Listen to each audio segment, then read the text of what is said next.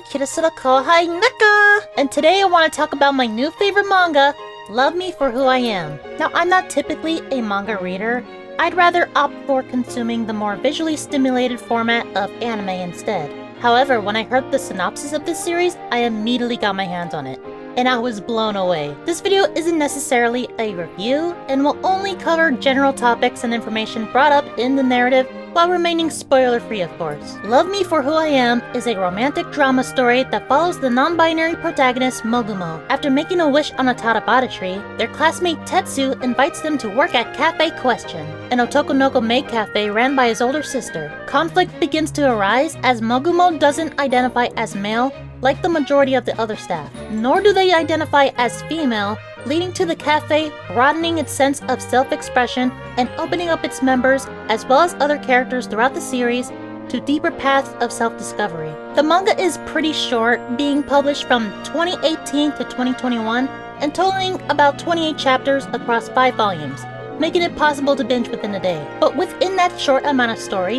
it covers so many LGBT-centric topics like gender dysphoria, same-sex relationships, transgenderism, all of which are presented as personal and societal obstacles for the characters, such as the fear of judgment from others and the difficulties of coming out to loved ones. The manga is so great in touching on topics that it brings up that some of the story beats even brought me to tears. Although it is a drama, there are still some comedic instances paced throughout, lightening the heavy subject matter to a tasteful degree. Never is an individual or group of individuals thrown under the bus for the sake of a joke. Instead, the narrative takes extra care in showcasing the ideals and struggles of all sorts of different people within the LGBT community and those who are oblivious to them. As much as I love this drama, I am aware that it's not perfect. Much of the topics are very generalized, so if you're someone who's well versed in the struggles of identity, a lot of the story beats will come off as secondhand tales rather than experiences coming from an individual. This is, however, good for those who either know little about the subject matter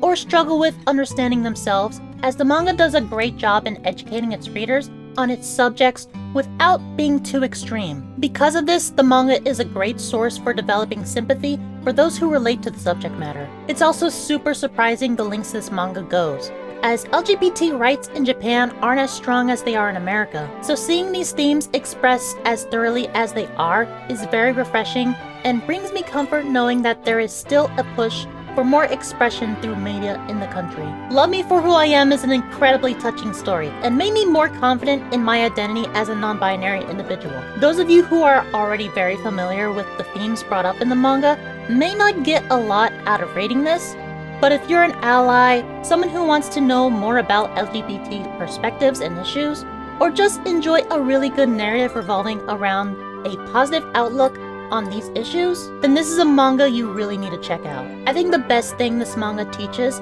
is that it's okay to not fully understand what a particular person on the LGBT spectrum is going through. A lot of these topics are relatively new in society, and it's up to us as a collective to remain educated and adaptable for the sake of growing as a community. If you read Love Me For Who I Am, let me know your thoughts on it down in the comments below. Leave a like on this video if you enjoyed it, subscribe if you haven't already, and as always, thank you all so much for watching. Have a good day! Bye bye!